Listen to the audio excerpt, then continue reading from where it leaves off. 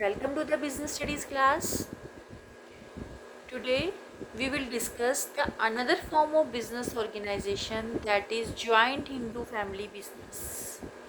जिसे पहले हमने डिस्कस किया था सोल प्रोप्राइटरशिप के बारे में, जहाँ पे एक सिंगल ओनर होता है और एक सिंगल ओनर ही पूरे बिजनेस को मैनेज करता है, उसके कंट्रोल में ही सभी बिजनेस एक्टिविटी की जाती है and he is responsible for all the decision taken by him for the business. और अगर प्रॉफिट होता है so he will enjoy all the profits, अगर लॉसेस होते हैं तो he will bear all the losses. So today we will discuss another form of business organization that is joint Hindu family business. अब joint Hindu family business discuss करने से पहले हमें पता होना चाहिए what is the meaning of joint Hindu family. Joint Hindu family का क्या मीनिंग है? So according to Hindu law joint Hindu family क्या है? एक ग्रुप ऑफ पर्सन है जिनके एंसेस्टर सेम है. एक ऐसी फैमिली में क्या होते हैं? बहुत सारे पर्सन्स होते हैं. तो एक जॉइंट हिंदू फैमिली क्या है? एक ऐसा ग्रुप ऑफ पर्सन है जिनका एंसेस्टर क्या है? सेम है. एंसेस्टर मीन्स जिनके पूर्वज सेम है. अब इसमें हम किस किस को इंक्लूड करेंगे? इसमें हम सभी फैमिली मेम्बर्स को इंक्लूड करेंगे. इसमें मेल मेम्बर्स भी हैं और फीमेल मेम्बर्स में अगर अनमैरिड डॉटर्स हैं फैमिली में तो वो भी इंक्लूड होंगी. इसमें मेल मेम्बर्स की जो वाइफ हैं वो भी इंक्लूड होंगी. तो that is joint Hindu family. Joint Hindu family is based on 2 facts. Joint Hindu family 2 facts पर बेस्ड है.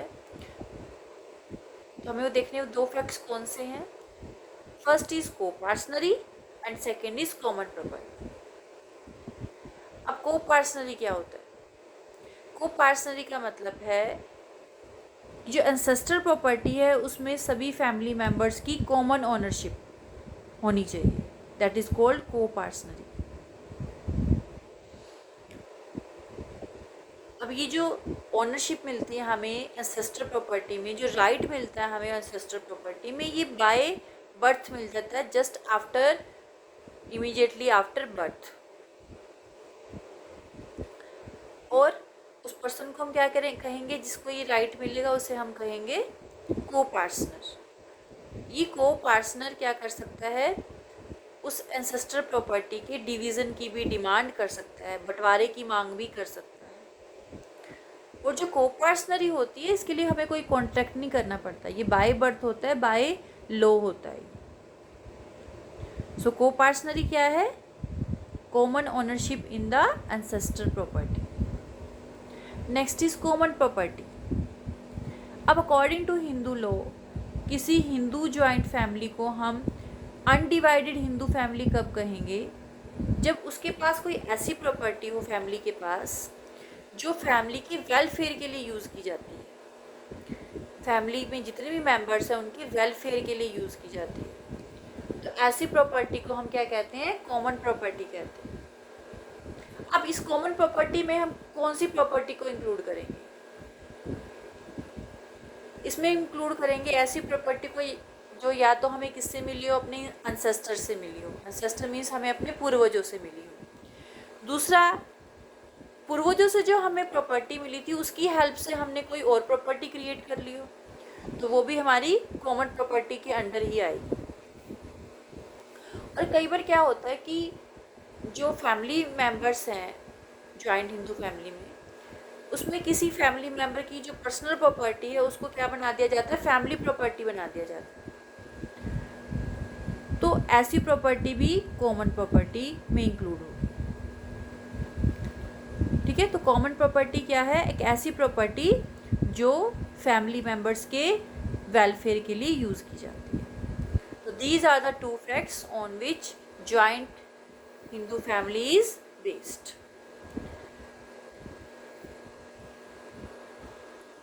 Next topic is school of Hindu law. अब हिंदू लॉ के अकॉर्डिंग 2 मेन कम्युनिटीज़ हैं जो हिंदू फैमिलीज़ को कंट्रोल करती हैं.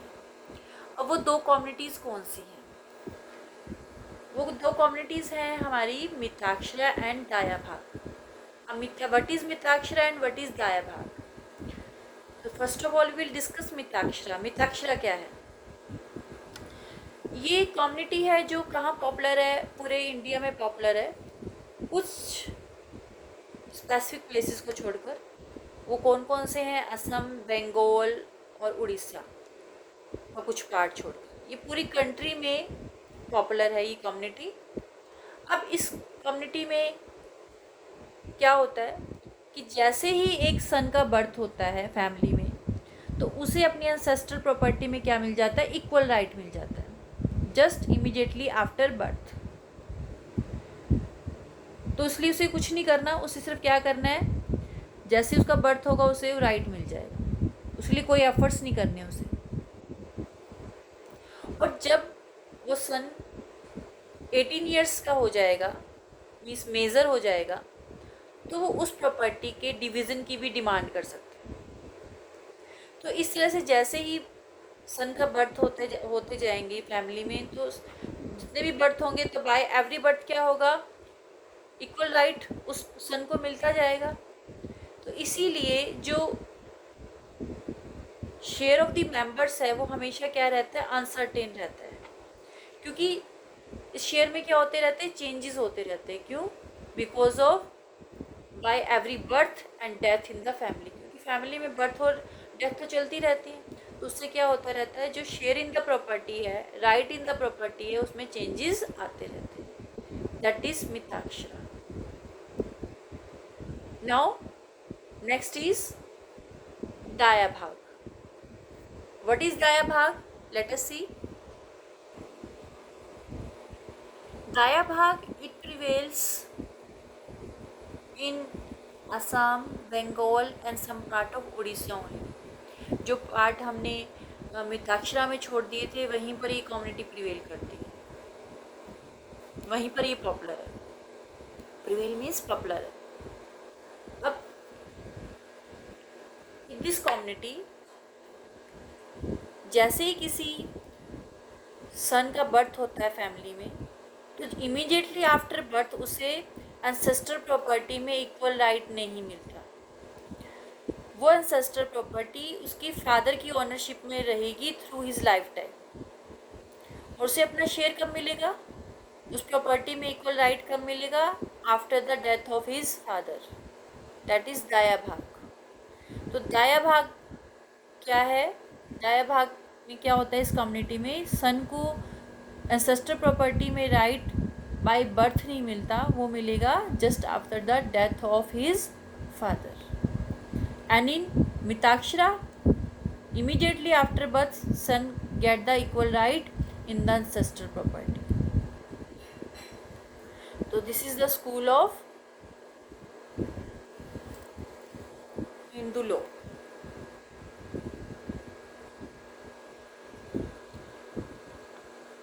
अब हमें देख लिया जॉइंट हिंदू फैमिली क्या होती है, ancestral प्रॉपर्टी क्या होती है, and what is the meaning of co-parsonary. Now let us discuss joint Hindu family business.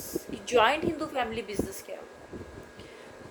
So let us see. It refers to that business organization under which members of the joint Hindu family carry a business under the control of मुखिया और कर्ता of the family. अब ये एक ऐसी business organisation है जिसमें joint Hindu family के जो मेंबर्स हैं वो एक बिज़नेस को रन करते हैं। किसके कंट्रोल में, किसके अंडर करते हैं? मुखिया और कर्ता ऑफ द फैमिली के कंट्रोल में। अब मुखिया और कर्ता किसको कहते हैं? जो एल्डेस्ट पर्सन होता है फैमिली में, उसे हम कहते हैं मुखिया या कर्ता, हेड ऑफ द फैमिली जो होता है। तो हेड ऑफ द फैमिली कौन होता है? जो सबसे एज्ड पर्सन होता है फैमिली का, जो सबसे एल्डेस्ट पर्सन होता है, उसको हम हेड ऑफ द फैमिली कहते हैं। तो ही इज ऑल्सो कॉल्ड मुखिया और कर्ता ऑफ द फैमिली। तो जॉइंट हिंदू फैमिली बिजनेस एक ऐसा बिजनेस है जो जिसमें एक ही फैमिली के मेंबर्स क्या करते हैं? उस बिजनेस को रन करते हैं, लेकिन डिसीजन मेकिंग पावर किसके पास है? मुखिया ऑफ द फैमिली के पास है। जो बिजनेस डील करनी है वो कर्ता ही कर सकता है। अगर कोई लोन लेना है बिजनेस के लिए तो उसकी अथॉरिटी भी कर्ता के पास ही है।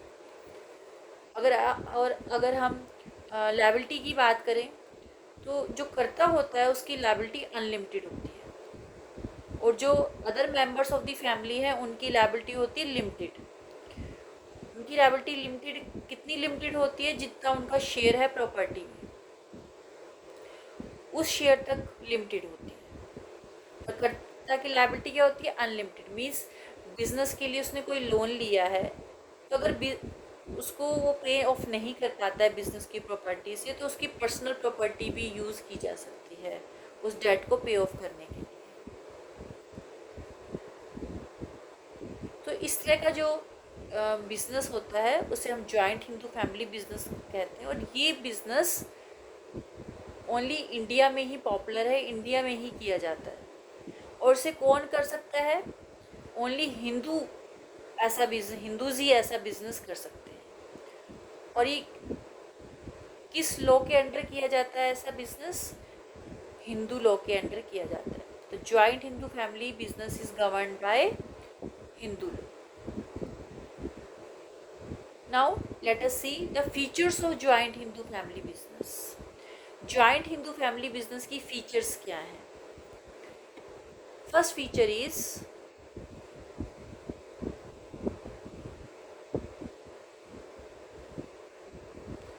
Operation according to the Hindu law. अब इस बिजनेस को हम कैसे रन करेंगे? हिंदू लॉ के अकॉर्डिंग करेंगे। जो मेंबर्स हैं उनकी ड्यूटीज़, लायबिलिटीज़, उनके राइट्स क्या हैं, ड्यूटीज़ क्या है, कैसे डिसाइड होंगे? हिंदू लॉ डिसाइड करेगा कि किसके क्या राइट्स है, क्या उसकी ड्यूटीज़ है। जैसे सबका इक्वल राइट होता है कॉमन प्रॉपर्टी में, तो that is by Hindu law. उनकी लायबिलिटी कितनी है, that is decided by Hindu law. Next feature is managed by कर्ता। अब ऐसे जॉइंट हिंदू फैमिली बिजनेस को मैनेज कौन करता है, कंट्रोल कौन करता है? It is run under the control of कर्ता। एंड हु इज कर्ता? कर्ता is the eldest member of the family. जो परिवार में सबसे एज्ड पर्सन होता है उसे हम मुखिया कहते हैं, और उसके कंट्रोल में ही बिजनेस रन किया जाता है। और अदर मेंबर्स जो हैं वो इस बिज़नेस में कोई इंटरफेयर नहीं कर सकते, उन्हें ऐसा कोई राइट नहीं इंटरफेयर करने का। जो भी डिसीजन मेकिंग पावर है वो सभी कर्ता के पास है। जो बिज़नेस डील होगी वो कर्ता के पास ही उसकी अथॉरिटी है बिज़नेस डील करने की। अदर मेंबर इसमें कोई इंटरफेयर नहीं करते। तो मैनेजमेंट किसके हाथ में है इस बिज़नेस का? कर्ता के हाथ में है। कर्ता ही सब कुछ करता है इसमें। Next he limited liability. Now let us discuss about the liability. अब इसमें लायबिलिटी किसकी कितनी होगी? जो जॉइंट हिंदू फैमिली की जो मेंबर्स हैं उनकी लायबिलिटी होती है लिमिटेड। और कितनी लिमिटेड होती है? क्या लिमिट है? It is limited up to the their share in the property. जितना उनका शेयर है प्रॉपर्टी में उस शेयर तक ही लिमिटेड रहेगी।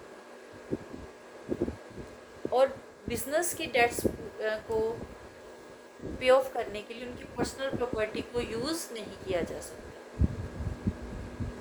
लेकिन जो कर्ता ऑफ द फैमिली होता है उसकी लायबिलिटीज़ अनलिमिटेड होती हैं। मीन्स बिजनेस के लिए जो भी डेट्स लिए गए, लोन लिए गए हैं, उसको पे ऑफ करने के लिए उसकी पर्सनल प्रॉपर्टी को भी यूज़ किया जा सकता है। अगर बिजनेस की प्रॉपर्टी से वो लोन पूरा नहीं होता, पे ऑफ नहीं होता, तो उसकी पर्सनल प्रॉपर्टी से भी वो लोन रिकवर किया जा सकता है। Next is permanent existence. इस तरह की बिज़नेस की परमानेंट एग्जिस्टेंस होती है। जैसे सोल प्रोप्राइटरशिप में हमने क्या किया था कि इसमें एक लिमिटेशन थी कि अगर जो ऑनर ऑफ द बिज़नेस है उसकी डेथ हो जाती तो बिज़नेस को क्लोज़ करना पड़ता है, ठीक है। या वो he is not feeling well, या वो आउट ऑफ स्टेशन है, तो बिज़नेस को कौन देखेगा? तो उसकी जो इसलिए क्या करना पड़ता है, कई बार बिज़नेस को बंद करना पड़ता है। बट इस केस में जॉइंट हिंदू फैमिली के बीच में जो एग्जिस्टेंस है बिज़नेस की वो क्या है? परमानेंट है। किसी की डेथ होने से, किसी के अनसाउंड माइंड होने से, किसी के इंसॉल्वेंट होने से बिज़नेस की लाइफ पर कोई भी इफेक्ट नहीं आएगा, बिजनेस एज इट इज़ चलता रहेगा, तो उसकी जो एग्जिस्टेंस है वो परमानेंट है। Next feature is membership by birth. अब जॉइंट हिंदू फैमिली बिजनेस में जो प्रॉपर्टी होती है, कॉमन प्रॉपर्टी, एंसेस्टर प्रॉपर्टी, उसमें जो राइट होता है मेंबर का वो क्या होता है, बाय बर्थ होता है। जैसे एक चाइल्ड बर्थ लेता है उस फैमिली में, तो ऑटोमेटिकली वो मेंबर बन जाता है उस बिजनेस का, और उसका इक्वल राइट होगा कॉमन प्रॉपर्टी में। उसके लिए उसे कोई खास कुछ नहीं करना, कॉन्टैक्ट नहीं करना, कोई एफर्ट्स नहीं करने, just by birth it is automatically कि he will become the member of the business and he will get the equal right in the property. Next feature is only male members. अब joint Hindu family में members कौन हो सकता है, only male can be the members. वो partner कौन हो सकता है, male members ही हो सकते हैं। But हिंदू सक्सेशन एक्ट 1956 के अंडर अगर एक लेडी है जिसके हस्बैंड की डेथ हो जाती है और फैमिली में और कोई मेल मेंबर नहीं है, तो इस सिचुएशन में वो क्या कर सकती है, वो फैमिली के बिजनेस में क्या बन सकती है, को पार्टनर बन सकती है। Only in that situation. तो a woman after the death of her husband and in the absence of male successor, और अगर कोई मेल सक्सेसर नहीं बचा फैमिली में, तो in that case she can become the copartner of the family business. Last is registration.